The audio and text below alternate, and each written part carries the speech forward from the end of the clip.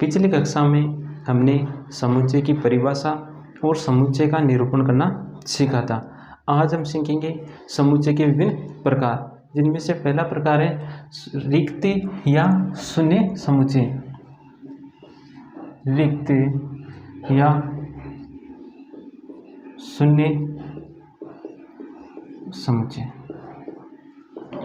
रिक्त या शून्य समुच्चय वह समुच्चय होता है जिसमें एक भी अवयव नहीं हो, जिसमें एक भी अवयव नहीं हो। तो इसकी पहले परिभाषा लिखते हैं। ऐसा समुच्चय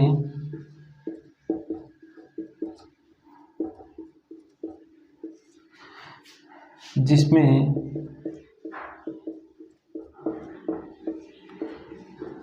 एक भी अवयव नहीं हो, रिक्त या शून्य समुच्चय कहलाता है। रिक्त या शून्य समुच्चय को फाई के द्वारा या से मझले कोष्ठक कर्ली ब्रैकेट द्वारा प्रदर्शित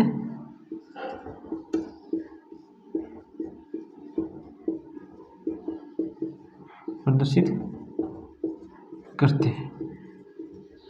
अब इसे उदाहरण के द्वारा समझने की और ज़्यादा कोशिश करेंगे। कोई समुच्चय दिया गया है ए और इस प्रकार है कि सभी अक्ष का समुच्चय जहाँ अक्ष 1 से बड़ा और 2 से छोटा है और अक्ष एक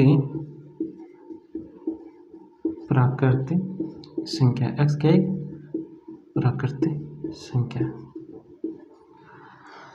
तो अक्ष है वो 1 से बड़ा होगा और 2 से छोटा होगा और अक्ष एक प्राकृत संख्या। हम जानते हैं कि कोई भी ऐसी प्राकृत संख्या नहीं है जो 1 से बड़ी हो और 2 से छोटी हो। तो यह जो समुच्चय होगा वो क्या हो जाएगा, रिक्त समुच्चय। इसको लिखेंगे ए बराबर फाई, या तो इस प्रकार लिखेंगे या इसे ए बराबर कोष्ठक के द्वारा। दूसरा उदाहरण बी समुच्चय इस प्रकार दिया गया कि सभी अक्ष का समुच्चय जहाँ अक्ष स्क्वायर -2 बराबर 0 और अक्ष एक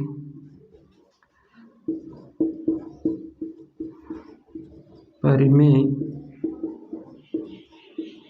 संख्या। अक्ष क्या है, परिमेय संख्या। अक्ष स्क्वायर -2 बराबर 0 और अक्ष एक परिमेय संख्या है। देखो इसमें इस समुच्चय में वो अवयव आएंगे जो इस इक्वेशन को संतुष्ट करे और अक्ष एक परिमेय संख्या हो। तो अक्ष स्क्वायर -2 बराबर 0, तो अक्ष स्क्वायर बराबर 2, अक्ष बराबर कितना हो गया, ±√2। जो √2 है वो क्या है, अपरिमेय संख्या है। इसलिए जो बी जो समुच्चय होगा वो भी क्या हो जाएगा, रिक्त समुच्चय हो जाएगा। इसलिए बी को बी बराबर 5 इस प्रकार लिखेंगे।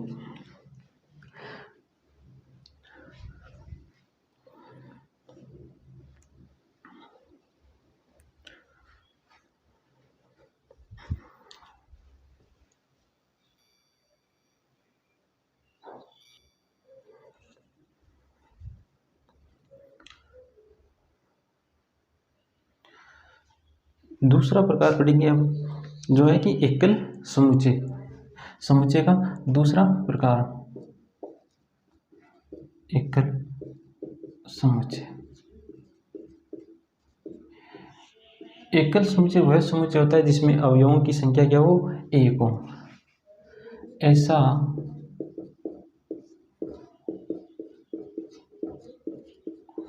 समुच्चय जिसमें अवयवों की संख्या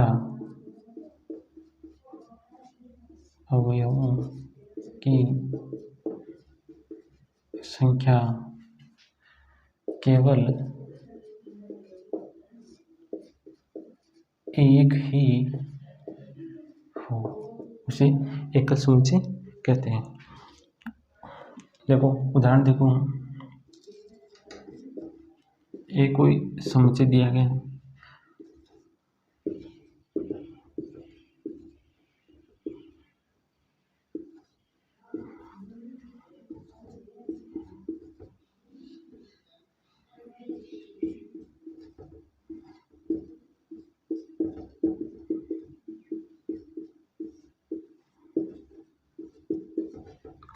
सभी अक्ष का समुच्चय जहाँ अक्ष स्क्वायर -4 और अक्ष ए क्या है, प्राकृतिक संख्या है। अक्ष स्क्वायर -4 बराबर 0 और अक्ष एक प्राकृतिक संख्या है। तो देखो अक्ष स्क्वायर -4 बराबर क्या है, 0। तो अक्ष बराबर कितना आ जाएगा, ±√4। अब यहाँ पर माइनस नहीं लेंगे, क्यों नहीं लेंगे, क्योंकि अक्ष ए क्या है, प्राकृत संख्या है और प्राकृत संख्या में ऋणात्मक संख्या नहीं होती, इसलिए हम यहाँ पर माइनस नहीं लेंगे, केवल प्लस ही लेंगे। तो अक्ष बराबर कितना आ जाएगा, 2। अक्ष बराबर 2 या, इसलिए इस समुच्चय में केवल एक अवयव है, वो है 2। किसी भी समुच्चय में अवयवों की संख्या को हम n, जैसे कोई समुच्चय ए समुच्चय हमारे पास, इसमें अवयवों की संख्या को प्रतीक चिन्ह n ए के द्वारा लिखेंगे। इसका मतलब है ए में अवयवों की संख्या, ए में अवयवों की संख्या कितनी है, 1, तो इसको लिखेंगे n ए, बराबर कितना है, 1। ए में अवयवों की संख्या कितनी है, 1।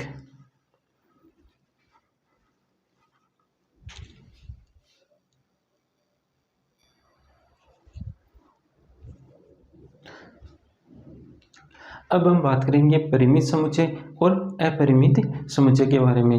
तो पहले देखते हैं परिमित समुच्चय। परिमित समुच्चय,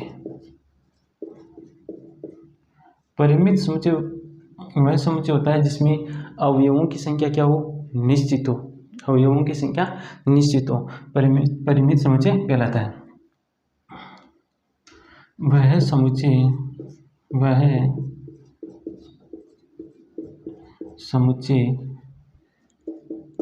जिसमें अवयवों की संख्या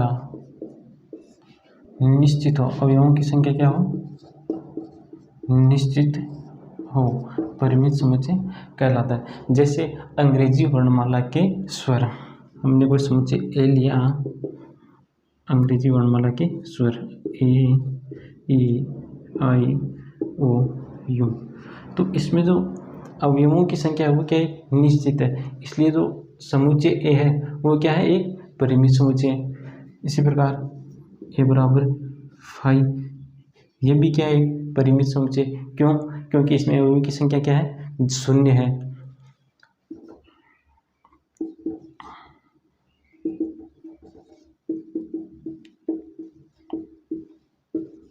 बी समुच्चय वह भी एक परिमित समुच्चय होगा।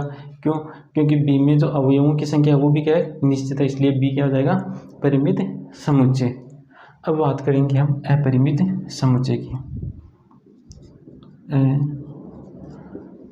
अपरिमित समुच्चय,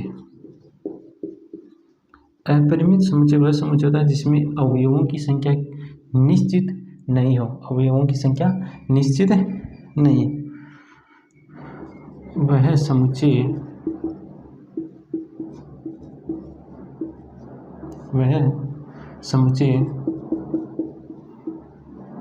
जिसमें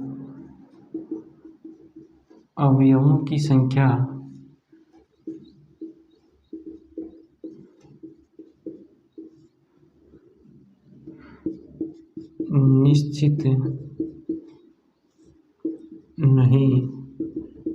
निश्चित नहीं हो, क्या कहलाता है, अपरिमित समुच्चय कहलाता है। जैसे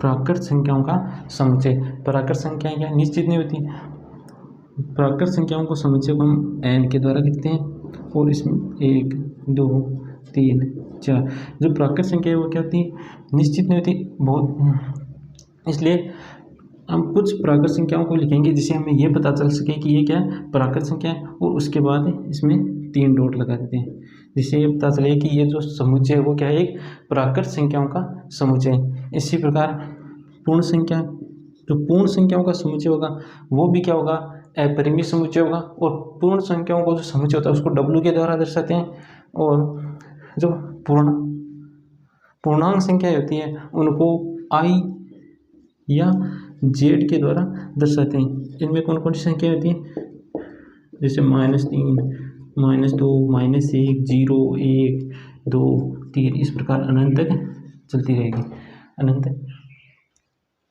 तो जो प्राकृत संख्याओं का समुच्चय, पूर्ण संख्याओं का समुच्चय, पूर्णांक संख्याओं का समुच्चय और परिमेय संख्याओं का समुच्चय, ये सभी समुच्चय क्या है, अपरिमित समुच्चय होते हैं।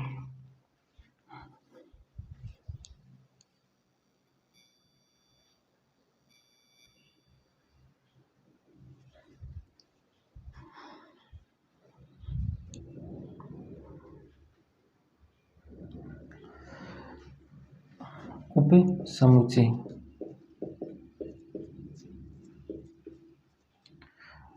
उप समुच्चय क्या होता है, देखो, दो अरिक्त समुच्चय, अरिक्त का मतलब जिनमें अवयवों की संख्या कुछ ना कुछ हो, जैसे 3 हो, 2 हो, अवयवों की संख्या, उसमें उन समुच्चय में कुछ ना कुछ अवयव होने चाहिए।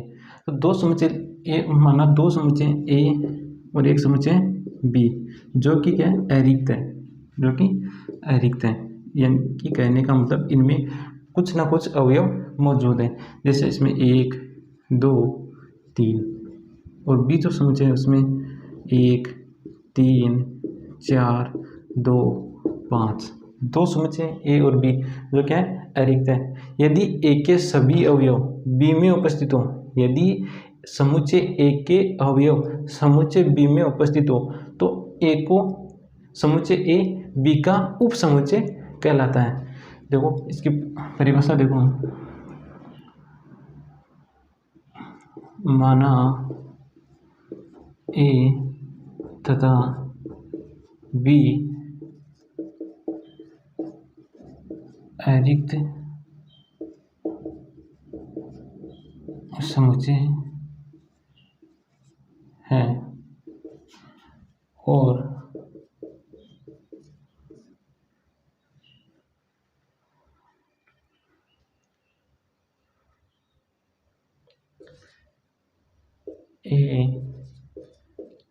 ए के सभी अवयव, ए के सभी अवयव बी में उपस्थित है, ए के सभी अवयव बी में उपस्थित है,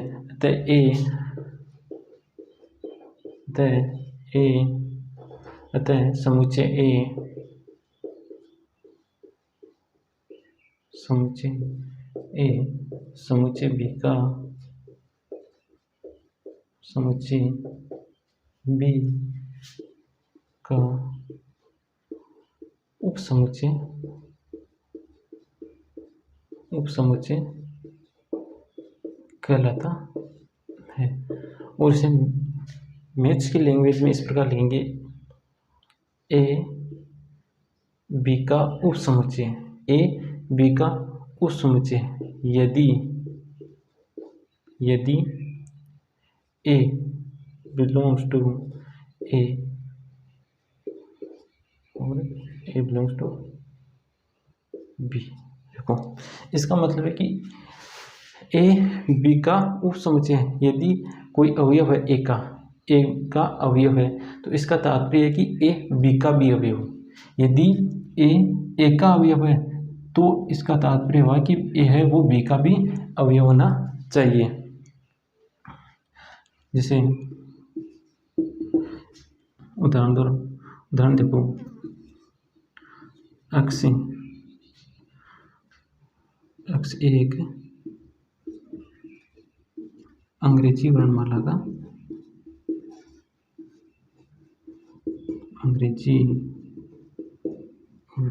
का स्वर है, एक समुच्चय तो ये है। और दूसरा समुच्चय बी, जहाँ अक्ष एक अंग्रेजी वर्णमाला का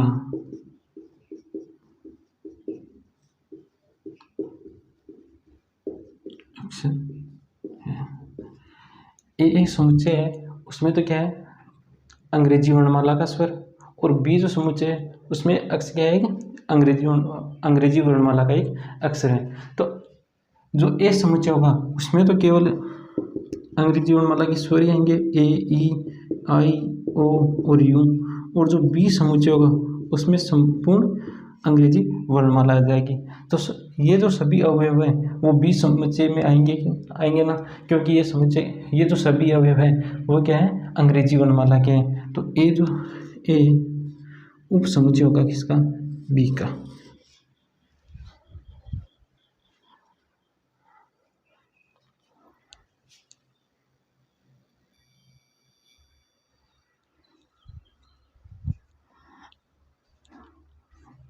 समान समुच्चय,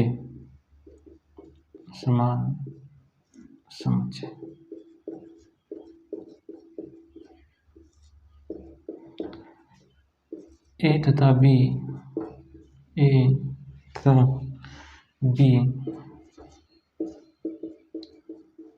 समान समुच्चय कहलाते हैं, समान समुच्चय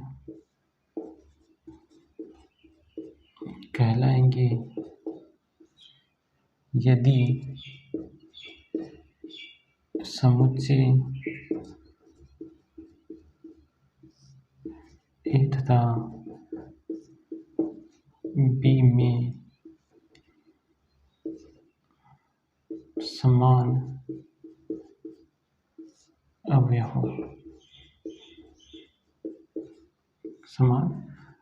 हो, कोई भी दो समुच्चय समान समुच्चय कहलाएंगे यदि उनमें अवयव क्या हो, समान हो, और इसको ए बराबर बी द्वारा निरूपित करते हैं।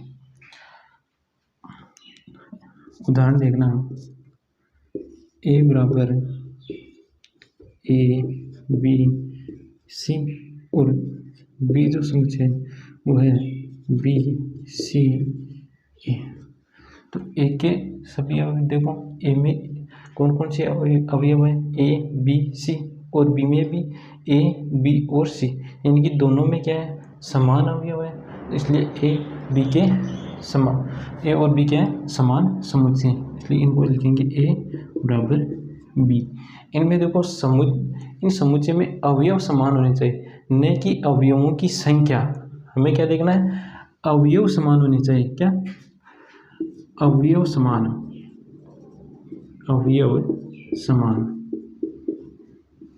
न कि अवयवों की संख्या।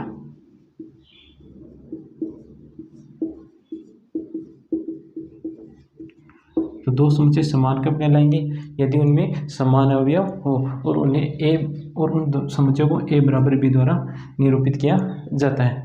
अब देखो हमने उप समुच्चय की परिभाषा देखी थी, तो ए के देखो सभी अवयव बी में है, इसलिए हम क्या लिखेंगे, ए सबसेट ए बी का उप समुच्चय, और बी के सभी अवयव ए में उपस्थित है, इसलिए बी भी क्या है, उप समुच्चय ए का है। इस प्रकार लिख सकते हैं, देखो फिर से देखो, ए के सभी अवयव बी में उपस्थित है और बी के सभी अवयव ए में उपस्थित है। तो ए के सभी अवयव बी में उपस्थित है, इसलिए इसे लिखेंगे ए बी का उप समुच्चय, और बी के सभी अवयव ए में उपस्थित है, इसलिए इसे लिखेंगे बी ए का उप समुच्चय। यह कब होगा, जब यदि ए बी का उप समुच्चय हो और बी ए का उप समुच्चय हो। इस चिन्ह को बोलते हैं द्विधा चिन्ह। इसका मतलब होता है, इसका अर्थ है यदि और केवल यदि ए सबसेट बी है और बी सबसेट ए है, यदि और केवल यदि ए बराबर बी हो। कहने का मतलब ए बी का उप समुच्चय और बी ए का उप समुच्चय होगा कब, यदि ए बराबर क्या हो बी, यानी कि दोनों समुच्चय बराबर हो।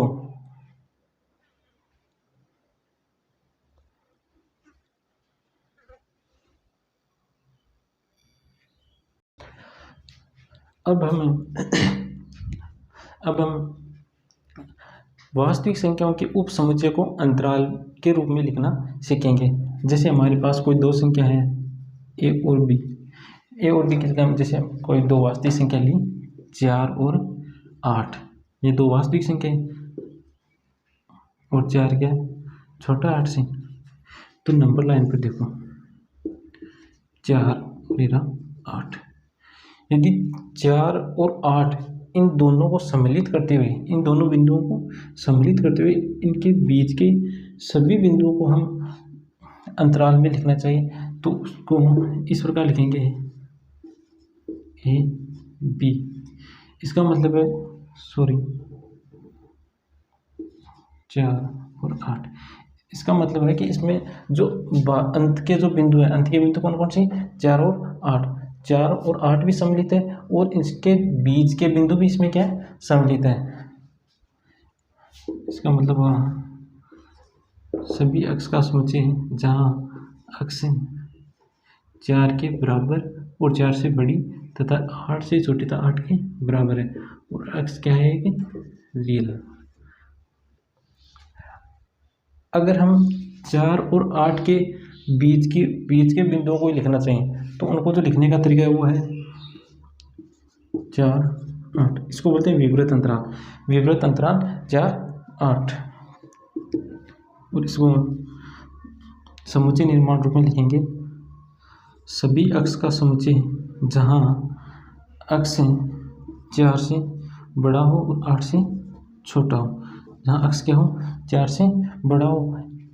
और इसे देखो रियल लाइन पर ये 4 है और ये 8 है, तो इनको क्या इन बिंदुओं को, इन अंत के बिंदुओं को सम्मिलित नहीं किया गया, इसलिए इस पर ऐसा चिन्ह जाएगा। अगर हम इन बिंदुओं को सम्मिलित करना चाहें तो इन पर क्या जाएगा गहरा चिन्ह, क्योंकि इन बिंदुओं को हम क्या करें सम्मिलित करना चाहिए। यदि इस प्रकार लिखा हो 4 8, एक तरफ तो विवृत अंतराल दूसरी तरफ संवृत अंतराल, तो इसका जो समुच्चय निर्माण रूप में किस प्रकार लिखेंगे अक्ष सभी अक्ष का समुच्चय जहाँ अक्ष है वो 4 से तो क्या है बड़ा हो और 8 से छोटा तथा 8 के बराबर हो, और 4 अब देखो इसमें 4 को तो सम्मिलित किया गया लेकिन 8 को सम्मिलित नहीं किया गया। यहाँ पर तो क्या था 4 को सम्मिलित नहीं किया गया था, 8 को सम्मिलित किया गया था। यहाँ पर 4 को सम्मिलित किया गया और 8 को नहीं, तो इसे समुच्चय निर्माण रूप में लिखेंगे सभी अक्ष का समुच्चय जहाँ अक्ष क्या है 4 के बराबर तथा 4 से बड़ी तथा 8 से छोटी कोई वास्तविक संख्या है। तो हमने सीखा कि जो वास्तविक संख्याओं के समुच्चय होता है उनको अंतराल के रूप में किस प्रकार लिखते हैं। तो ए और बी को दो संख्या है वास्तविक संख्या है जहाँ ए छोटा है बी से, तो ए बी ये तो कौन सा अंतराल है संवृत अंतराल। इसमें अंत के बिंदु ए और बी को सम्मिलित किया गया है, और इसका जो समुच्चय निर्माण रूप में किस लिखेंगे सभी अक्ष का समुच्चय जहाँ अक्ष है ए के बराबर तथा ए से बड़ा तथा बी के बराबर तथा बी से छोटा है, और इससे तो बोलते हैं संवृत अंतराल। और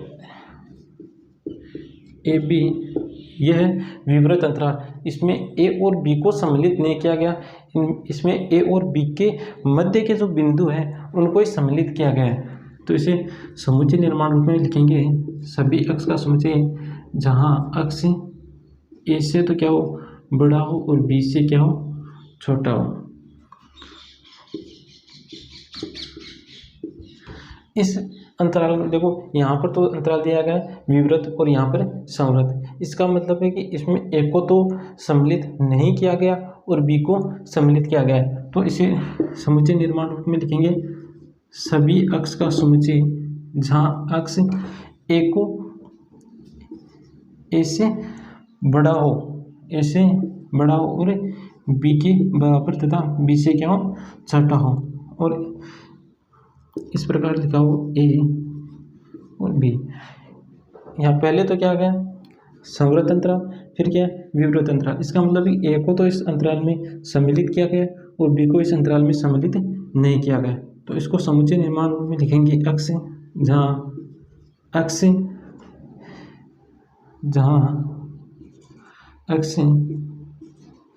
ए के बराबर तथा ए से बड़ा हो और बी से छोटा हो।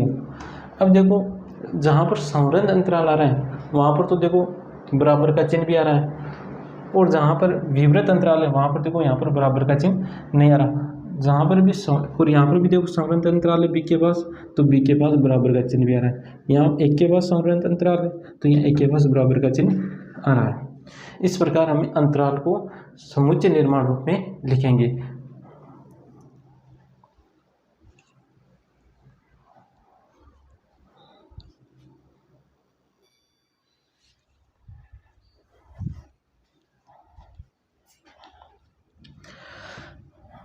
घात समुच्चय, घात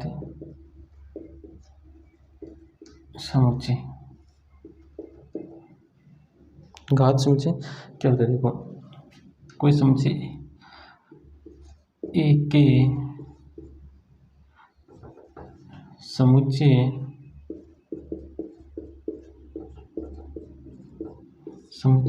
ए के सभी उप समुच्चयों का समुच्चय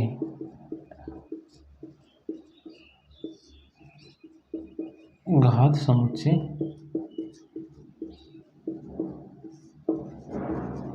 कहलाता है। इसे पी ए द्वारा प्रदर्शित किया जाता है। समुच्चय ए के सभी उप समुच्चयों का समुच्चय क्या कहलाता है, घात समुच्चय कहलाता है, और इसे पी ए के द्वारा प्रदर्शित किया जाता है। जैसे ए को समुच्चय जिसमें अवयव है 1 और 2, 1 और 2, तो हम जानते हैं कि एक तो फाई भी सभी समुच्चयों का उप समुच्चय होता है, और एक सेट स्वयं भी खुद का क्या होता है, उप समुच्चय होता है। ये तो फाई ए का क्या हो जाएगा, उप समुच्चय हो जाएगा। ये तो क्या हो जाएगा, फाई भी ए का उप समुच्चय हो जाएगा। एक स्वयं पूरा सेट है, ये भी ए का क्या हो जाएगा, उप समुच्चय हो जाएगा। और एक ए का उप समुच्चय, इसी प्रकार 2 भी बी का क्या है, उप समुच्चय। इसके उप समुच्चय कितने, एक तो फाई है, एक पूरा सेट है जो पूरा का पूरा समुच्चय हो जाएगा, और एक का समुच्चय और एक 2 का समुच्चय। इस एक क्या है, उप समुच्चय, एक क्या है, उप समुच्चय है। अब इन उप समुच्चयों का क्या बनाना है, समुच्चय बनाना है। उप समुच्चयों का क्या बनाना है, समुच्चय बनाना है। तो पी ए समुच्चय बनाए, एक तो क्या आ जाएगा, फाइव, एक आ जाएगा 1, आ जाएगा 2, एक पूरा समुच्चय आ जाएगा। यहाँ पर ये जो 5 है, 1 है, 2 है, ये जो समुच्चय वो इस सेट में क्या करेंगे, बिलोंग करेंगे। देखो 5 अवयव होगा किसका, घात समुच्चय का, समुच्चय ए का समुच्चय वो भी अवयव होगा इस घात समुच्चय का, और तो यह समुच्चय भी इस सेट का क्या होगा, एक अवयव होगा, इसलिए अवयव को इस प्रकार लिखेंगे। और 1, 2 भी इस समुच्चय का क्या है, एक अवयव है, तो इसको भी लिखेंगे पी ए। जहाँ देखो 1 बिलोंग करता है क्या अपनी ए में, एक क्या इस घात समुच्चय का अवयव है क्या? नहीं है, क्योंकि इसका एक नहीं है। इसमें क्या है, ये एक समुच्चय के रूप में, न कि अवयव के रूप में, इसलिए एक इस घात समुच्चय का क्या नहीं होगा, अवयव नहीं होगा। तो घात समुच्चय क्या होता है, इसकी समुच्चय ए के सभी उप समुच्चयों का समुच्चय क्या होता है, घात समुच्चय होता है, और इसे पी ए के द्वारा प्रदर्शित करते हैं। तो ए हमने को सेट लिया, इसमें अवयव है 1 और 2। अब इसके उप समुच्चय कितने बन सकते हैं? एक तो फाई फाई होता है ना, वो प्रत्येक समुच्चय का उप समुच्चय होता है, इसलिए एक तो फाई इसका उप समुच्चय हो गया। एक स्वयं जो समुच्चय होता है वो भी स्वयं का क्या होता है, उप समुच्चय होता है, इसलिए 1, 2 ये भी क्या हो गया, इस एक का क्या होगा, उप समुच्चय हो गया। फिर उसके बाद एक भी एक का क्या है, उप समुच्चय, 2 भी एक का क्या है, उप समुच्चय है। तो इसके उप समुच्चयों की संख्या कितनी आई, 4। तो इस घात समुच्चय में अवयवों की संख्या कितनी है, इसको लिखेंगे घात समुच्चय में अवयवों की संख्या n। घात समुच्चय में अवयवों की संख्या कितनी है, 4। कितने हैं, 4। इस 4 को इस प्रकार से भी लिख सकते, 2 की घात 2, 2 की घात 2। अतः कोई भी जो समुच्चय होगा, यदि कोई भी जो समुच्चय है, कोई भी समुच्चय है, जैसे कोई बी समुच्चय है, इसमें अवयवों की संख्या कितनी m है, तो इसके घात समुच्चयों की संख्या, घात समुच्चय में अवयवों की संख्या कितनी होगी, घात समुच्चय में, तो उसमें होगी 2 की पावर m। किसी भी घात समुच्चय में घात समुच्चय में अवयवों की संख्या कितनी होगी, 2 की पावर m।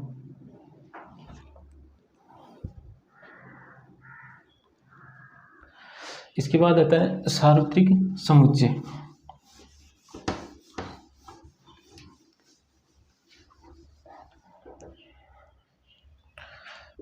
सार्वत्रिक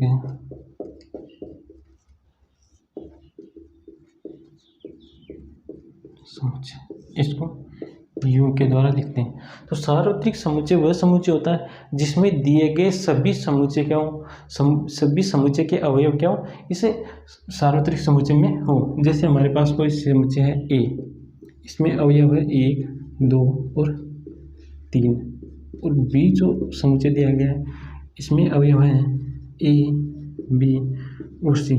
तो A और B का जो सार्वत्रिक समुच्चय होगा उसमें A के भी अवयव है, A के भी अवयव होंगे और B के भी अवयव होंगे।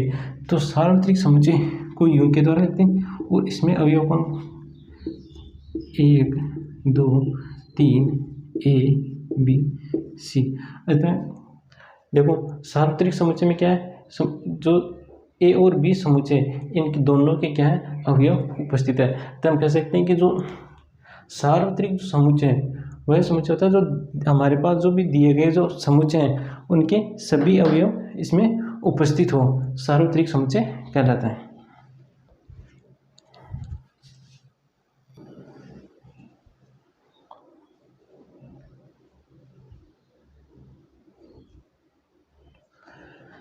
उदाहरण समय हमें 5 पार्ट दिए गए और इनमें हमें यह बताना कि कौन सा समुच्चय परिमित है और कौन सा अपरिमित समुच्चय। तो पहला पार्ट देखो, सभी x का समुच्चय जहाँ x क्या एक प्राकृत संख्या है और x -1 इंटू x -2 बराबर 0। तो इसको हल करते हैं, देखो x -1 और x -2 बराबर 0। इसका मतलब या तो x -1 बराबर 0 या x -2 बराबर 0। तो x बराबर यहाँ से 1 आ गया और यहाँ से x बराबर कितना आ गया 2, और x 1 बराबर 1 और 2, और दोनों क्या है, प्राकृत संख्या है। तो इस समुच्चय में x बराबर कितना आ गया, 1 और 2। इसमें अवयवों की संख्या क्या है, निश्चित है, इसलिए कौन सा समुच्चय हो जाएगा, परिमित समुच्चय।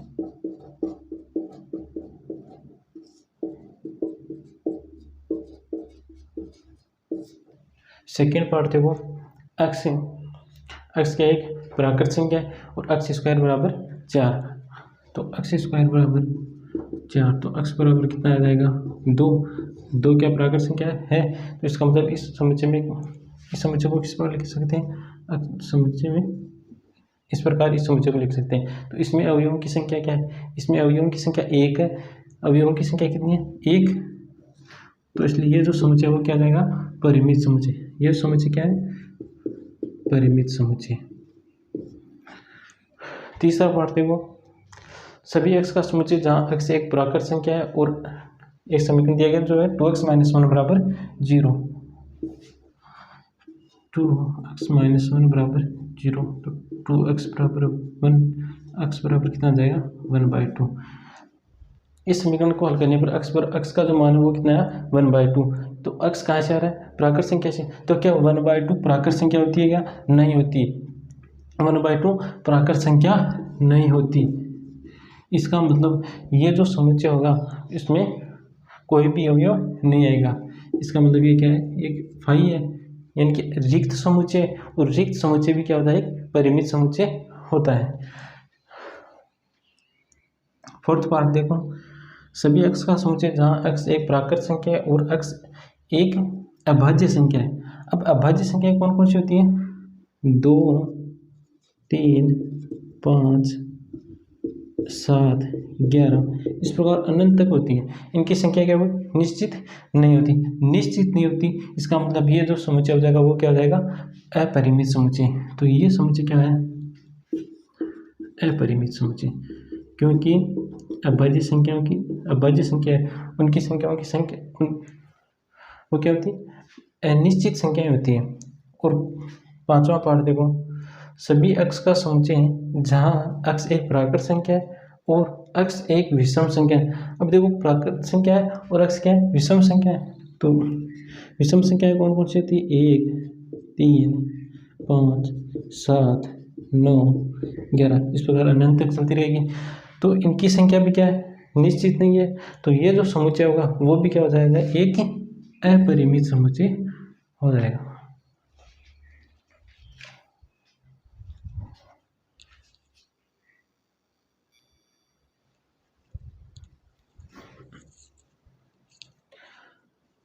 उदाहरण 7 में समान समुच्चय के युग्म को छांटना है।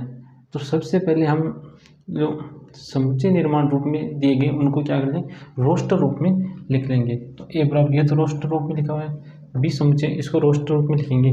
तो यहाँ पर x का सभी x का समुच्चय है जहाँ x 15 से बड़ा हो और 5 से छोटा हो। तो ऐसी कोई संख्या जो 15 से बड़ी हो और 5 से छोटी हो, ऐसी कोई भी संख्या नहीं होती, इसलिए बी तो क्या हो जाएगा बी हमारा रिक्त समुच्चय हो गया।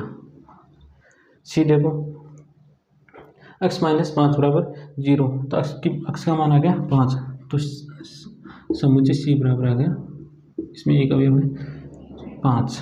डी x स्क्वायर बराबर 25, तो x का मान आ जाएगा +-5, तो डी समुच्चय हो जाएगा एक तो -5 और एक +5। ई x सभी x का समुच्चय जहाँ x समीकरण x स्क्वायर -2x - 15 बराबर 0 का धन पूर्णांक मूल है। तो इसके मूल ज्ञात करते हैं। पहले तो देखो x स्क्वायर -2x - 15, तो इसको लिखेंगे x स्क्वायर -5x + 3x - 15।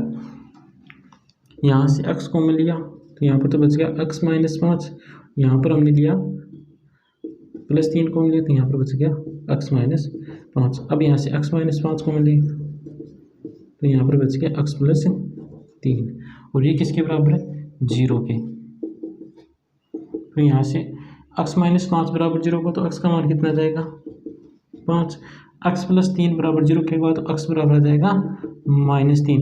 हमें क्या लेना है केवल धन पूर्णांक मूल लेना है। तो धन पूर्णांक कौन सा है x बराबर 5, तो इस समुच्चय क्या आ गया केवल इसमें आ जाएगा 5। अब हमें देखना है कि समान समुच्चय कौन कौन से उनके युग्म को छांटना है। तो देखो सी और ई ये दोनों क्या है समान समुच्चय, क्योंकि इसमें भी 5 है और इसमें भी 5 है। इसके अलावा कोई भी समुच्चय समान नहीं है। तो सी बराबर ई ये क्या है समान समुच्चय है।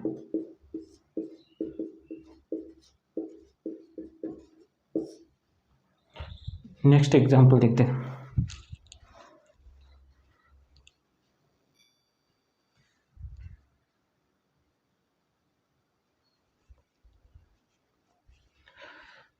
एग्जाम्पल 8 में भी क्या करना है, समान समुच्चय के युग्म को चाटना है। तो पहला पार्ट देखोगा, अक्ष शब्द ALLOY के अक्षरों का समुच्चय तथा B शब्द लोयल के अक्षरों का समुच्चय। तो सबसे पहले इनको क्या कर लेंगे, रोस्ट रूप में लिखेंगे। तो अक्ष में तो कौन कौन से हैं, अक्ष इसका रोस्ट रूप लिखेंगे। तो एक तो एलोय के अक्षरों का हम रोस्ट रूप लिखेंगे। तो एक तो जाएगा ALO और Y, इसका तो रोस्ट रूप ये हो गया। और B शब्द लोयल के अक्षरों का समुच्चय, तो B समुच्चय को रोस्ट रूप में लिख लेंगे। B में क्या आ जाएगा, L आ गया, OYA, LO आ गया पहले, इसमें पुनरावृत्ति नहीं होती अवयवों की। तो देखो अक्ष के अवयव है वो क्या, B में है, L ये रहा, O भी है, Y भी और A भी है। यानी अक्ष के अवयव भी B में है और B के क्या अक्ष में देखो L भी है, O भी है, Y और A, यानी अक्ष के भी अवयव B में है और B के अवयव अक्ष में है। अतः अक्ष बराबर क्या है, B। दूसरा पार्ट देखो, समुच्चय A दिया गया, सभी n का समुच्चय जहाँ n एक पूर्णांक संख्या है और n² लेस देन इक्वल 4। तो इस समुच्चय में कौन कौन सी संख्या आ जाएगी, एक तो आ जाएगी -2, -1, 0, 1 और 2।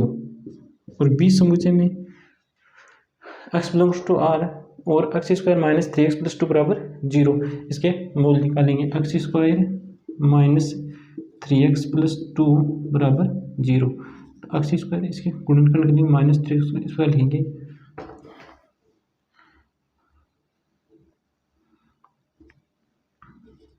-2x -x + 2 बराबर 0। यहाँ से x को मिल लिया तो x -2, यहाँ से -1 को मिलेंगे तो यहाँ जाएगा x -2, यहाँ मिल जाएगा x, एक तो x -2 और एक x -1 बराबर 0। तो x की मान क्या आ जाएगा, एक तो 2 आ जाएगा और एक 1।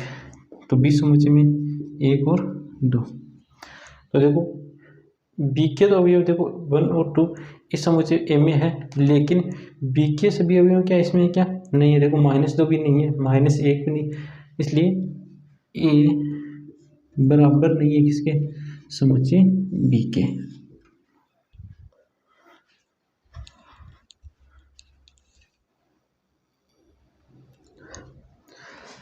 एग्जाम्पल 9 में हमें कुछ समुच्चय दिए गए हैं और उनमें प्रतीक चिन्ह लगाना है। तो 5 और 5 क्या B का सबसेट है, B समुच्चय का। देखो तो 5 है ना, वो तो सभी समुच्चयों का क्या होता है, सब उप समुच्चय होता है, इसलिए इसमें तो क्या हो जाएगा, ये उप समुच्चय का चिन्ह आ जाएगा। A और B देखो, A में 1 और 3 है, B में 1, 5, 9। तो A के सभी अवयव क्या B में है, नहीं है, इसलिए A B का उप समुच्चय नहीं है। A और C, A में अवयव है 1 और 3, तो A के अवयव C में है क्या, 1 और 3 देखो है, इसलिए A C का क्या है, उप समुच्चय है। B C का उप समुच्चय है, देखो A B में दिया है, B में अवयव है 1, 5 और 9 और C में B के अवयव है क्या, देखो 1, 5 और 9। इसका मतलब B के सभी अवयव C में है, इसलिए B C का क्या हो जाएगा, उप समुच्चय हो जाएगा।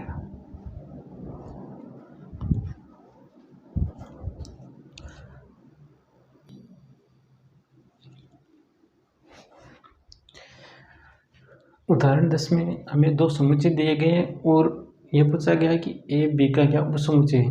तो उप समुच्चय होने की जो कंडीशन है वो क्या है कि A B का उप समुच्चय कब होगा, जब A के सभी अवयव क्या हो, B में हो। तो A के क्या सभी अवयव B में है, नहीं है, केवल A है, E नहीं है, I भी नहीं है, O भी नहीं है और U भी नहीं है, इसलिए ये उप समुच्चय नहीं होगा।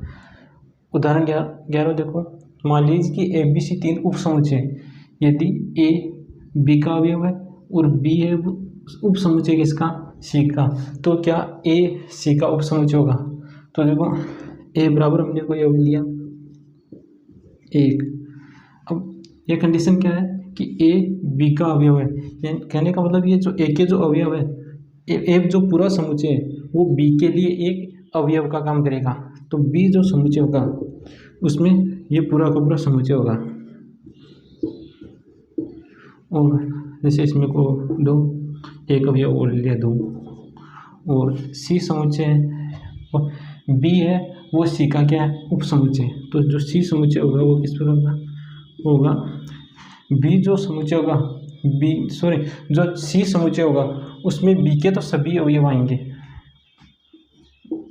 1 भी आएगा, 2, और इसके अलावा भी कोई अवयव आ सकते हैं। तो क्या ए सी का उप समुच्चय है? ए का ए में अवयव क्या है? 1। सी में क्या अवयव 1 है? नहीं है, यह एक समुच्चय के रूप में है, समुच्चय है एक, इसलिए ए बी सी का उप समुच्चय नहीं है। ए में तो यह तो एक अवयव है, यहाँ पर देखो ये पूरा समुच्चय आ रहा है, इसलिए ये समुच्चय ए है वो सी का उप समुच्चय नहीं होगा।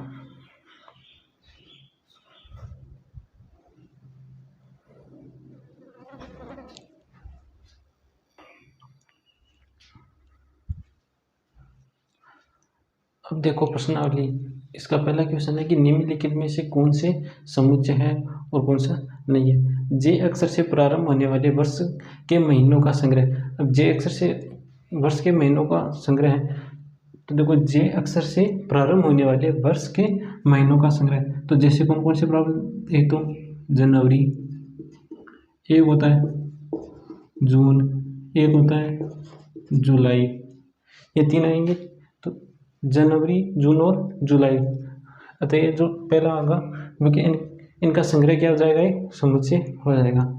भारत के 10 सबसे अधिक प्रतिभाशाली लेखकों का संग्रह, यह एक देखो सुपरिभाषित संग्रह नहीं होगा। क्यों नहीं होगा?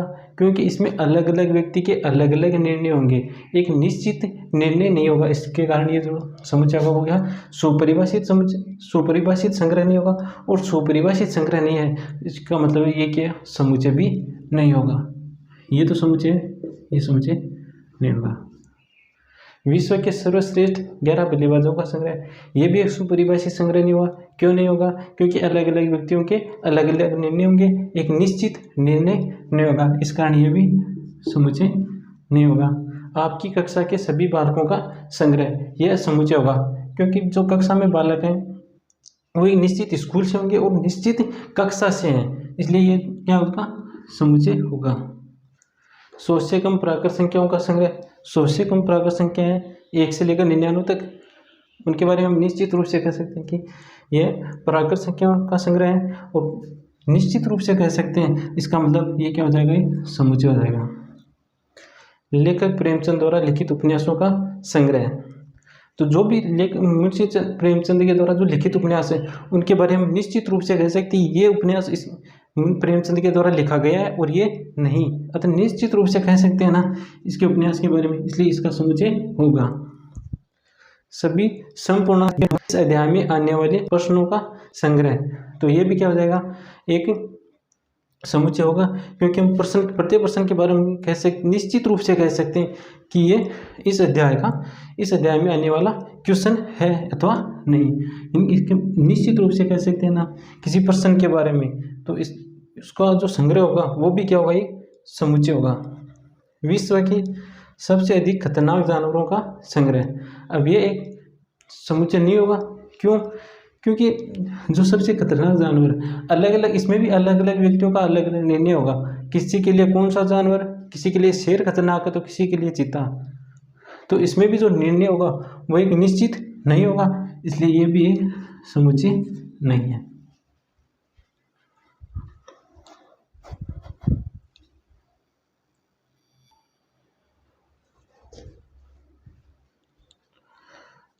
दूसरा क्वेश्चन देखो, हमें एक समुच्चय दिया गया है ए, इसमें अवयव है 1 2 3 4 5 और 6, और प्रत्येक चिन्ह इनका हमें प्रयोग करना है। तो 5 ए में है क्या, 5 ए में 5 एक अवयव है, इसका मतलब इसमें 5 एक अवयव है। 8 एक अवयव नहीं है, इसलिए इसको इसमें लिख देंगे। 0 भी एक अवयव नहीं है। 4 एक अवयव है। 2 भी एक अवयव है। 10 एक अवयव नहीं है।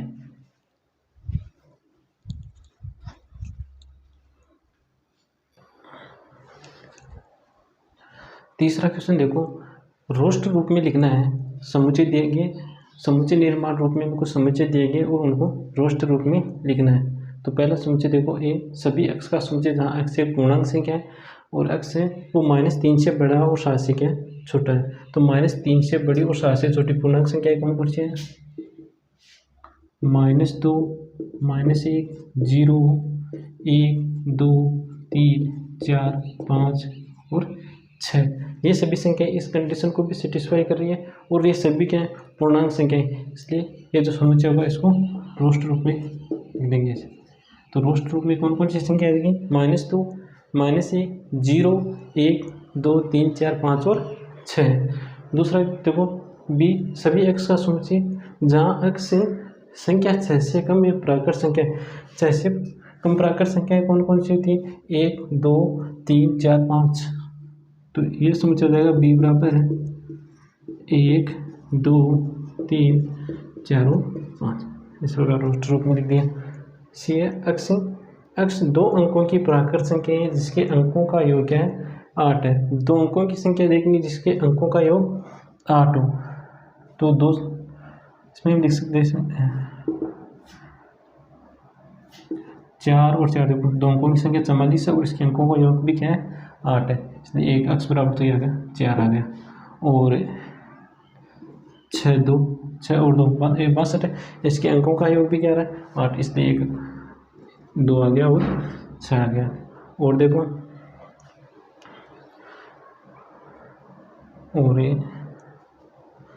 और भी संख्या क्या? 73। इसके अंकों का भी योग देखो 8 आ रहा है, तो एक भी आ जाएगा, एक 7 भी आ जाएगा और 44 आ गया, 62 आ गई। और संख्या आ सकती है जैसे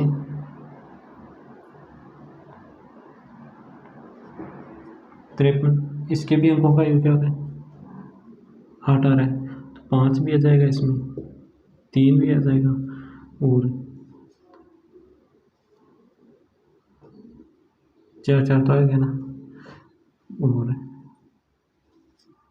3 5 भी आ गया, ये भी आ गया और ये आ जाएगा। ये समुच्चय हो जाएगा 1, 2, 3, 4, 5, 6, 7।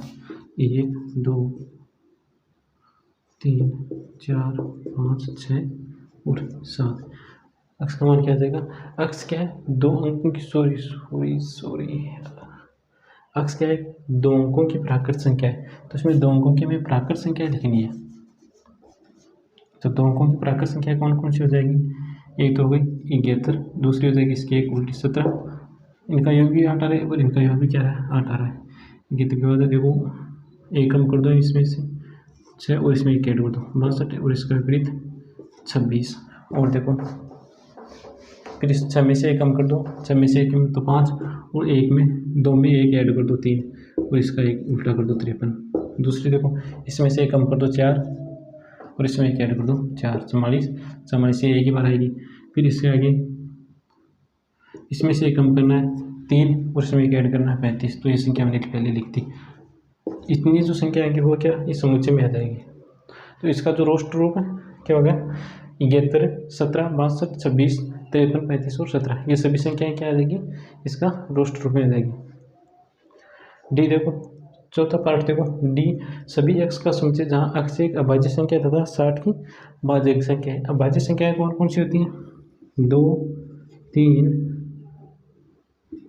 5, फिर आ जाएगी 7, 11, 13, 17, 19, 23, इस प्रकार।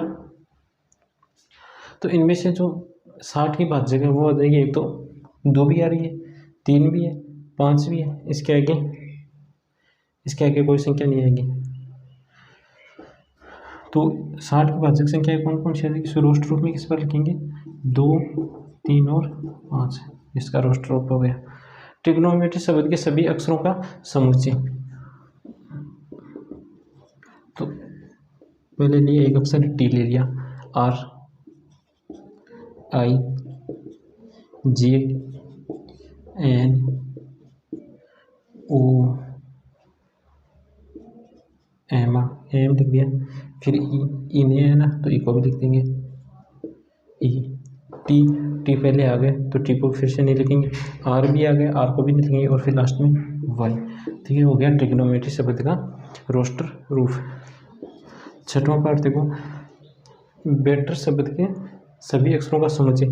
तो इसका समुच्चय एफ रोस्टर रूप में लिखना है। पहले तो बी ई, फिर आ जाएगा टी फिर से आ रहा है तो टी एक बार लिखना है, फिर ई भी आ गया, और फिर लास्ट में लिखेंगे आर। ये इसका हो गया रोस्टर रूप।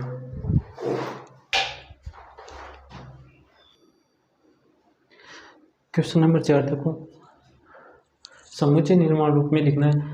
तो पहला पार्ट देखो 3, 6, 9 और 12, इसको समुच्चय निर्माण रूप में लिखना है। तो इसको समुच्चय निर्माण रूप में किस लिखेंगे, अक्ष, और अक्ष बराबर क्या लिख देंगे, देखो ये इसको 3 को तो क्या लिख सकते हैं 3 गुणा 1, 6 को 3 गुणा 2, 9 को 3 गुणा 3, और 12 को 3 गुणा 4, इनके 3 के गुणा में आ रही है।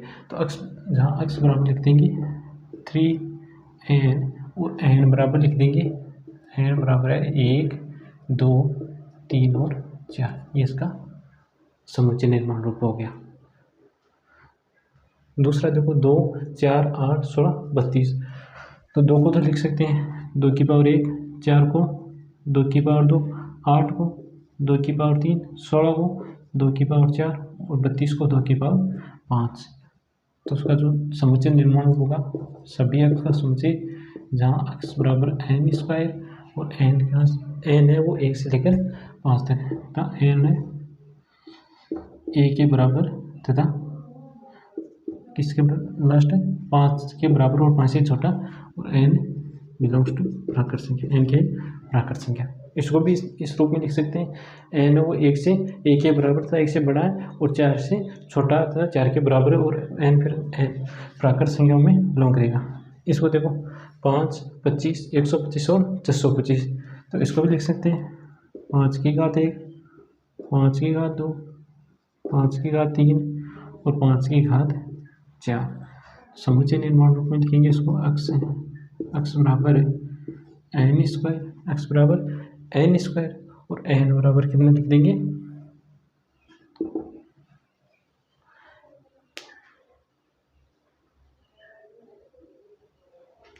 n बराबर आ जाएगा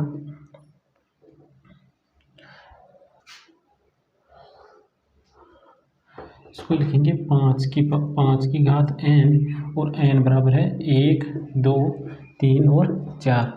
इसी प्रकार इसे भी हम लिखेंगे 2 की घात n, 2 की घात n, और n है वो प्राकृत संख्या में बिलोंग होता है। फिर 2, 4, 6 डिजिट, ये क्या है देखो सम संख्या है, तो उसको लिखना है रूप समुच्चय निर्माण रूप में लिखेंगे सभी अक्ष का समुच्चय, जहाँ अक्ष एक सम प्राकृत संख्या, अक्ष का एक सम प्राकृत संख्या है। दूसरा देखो 1, 4, 9 और 100, तो 1 को क्या लिख सकते हैं 1 का स्क्वायर, 4 को लिख सकते हैं 2 का स्क्वायर, 9 को 3 का स्क्वायर, इसी प्रकार 100 को 10 का स्क्वायर। इसको समुच्चय निर्माण में लिखेंगे अक्ष, जहाँ अक्ष बराबर n का स्क्वायर, और n बराबर क्या है n है 1 के बराबर था 10 से छोटा, और n बिलोंग्स टू n।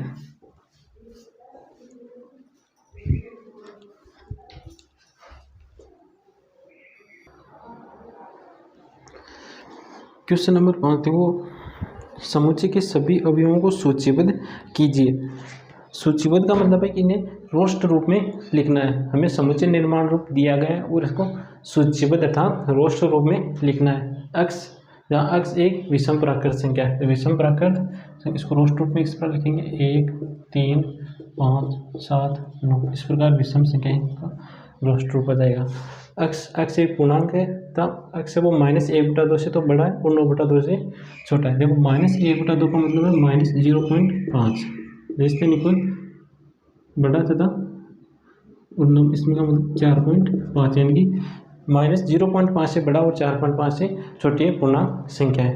तो इसमें कौन सी आ जाएगी, एक तो आ जाएगा 0, 1, 1, 2, 3 और 4, ये पूर्णांक संख्या आ जाएगी। x तीसरा देखो सी, सभी x का समुच्चय जहाँ x एक पूर्णांक संख्या है और x square less than equal 4, तो x यहाँ x क्या है, पूर्णांक संख्या, तो इसमें रोस्ट रूप में x की मान आ जाएगा 1 तो आ जाएगा, -2 का स्क्वायर कितना आ जाएगा 4 के बराबर 4 आ रहा है, तो आ जाएगा -2, -1 का स्क्वायर -1 और लेस देन इनकी 4 से छोटा भी और 4 के बराबर हो, तो -1 का स्क्वायर 1 क्या है 4 से छोटा है, -1 आ जाएगा। इसी प्रकार 0 भी आ जाएगा, 1 और 2। चौथा पार्ट देखो डी, समुच्चय डी दिया गया सभी x का समुच्चय जहाँ x लोयल शब्द का एक अक्षर है, लोयल शब्द का एक अक्षर है, इसको लिखेंगे एक L फिर O फिर Y फिर A फिर L फिर जा रहा है, तो L को यहाँ पर रोस्ट रूप में किसी भी अवयव की पुनरावृत्ति नहीं होती। x एक अंग्रेजी वर्णमाला का व्यंजन है जो k से पहले आता है, तो अंग्रेजी वर्णमाला का व्यंजन है, ये नहीं आएगा क्योंकि ये तो क्या है स्वर, B C D E नहीं आएगा, F G H I भी नहीं आएगा, J और K से पहले आते हो, ये सभी व्यंजन है और K से क्या आ रहे पहले आ रहे, तो इनका रोस्ट रूप ये हो गया, रोस्ट रूप बोल दो या सूचीबद्ध रूप।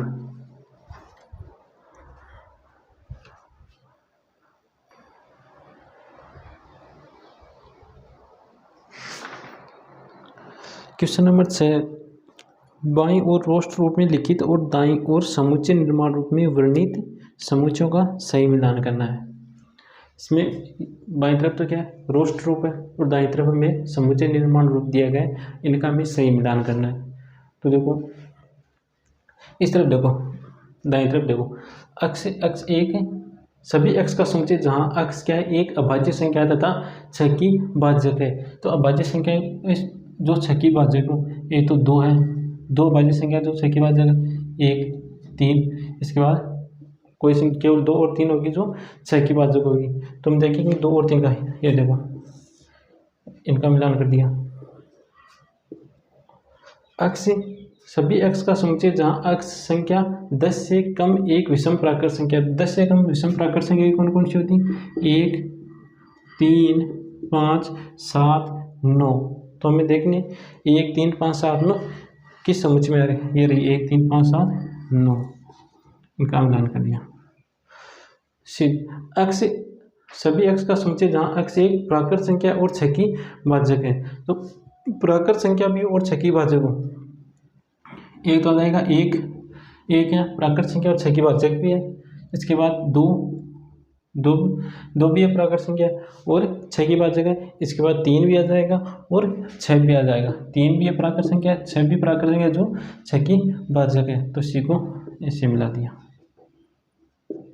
लास्ट में कौन सा अपना और डी, x एक मैथमेटिक्स शब्द का अक्षर है, तो देखो m को लिख दिया, फिर a आ रहा है a को लिख दिया, t को लिख दिया, h लिख दिया, e लिख दिया, m पहले से आ गए इसलिए इसकी पुनरावृत्ति नहीं होगी, a भी पहले से आ गए इसलिए a की भी पुनरावृत्ति नहीं होगी, t भी आ गए इसकी भी पुनरावृत्ति नहीं होगी, i को लिख दिया, c और s इसको मिला दिया। इसी के साथ आगे जो प्रश्नावली 1.1 थी वो समाप्त होती है।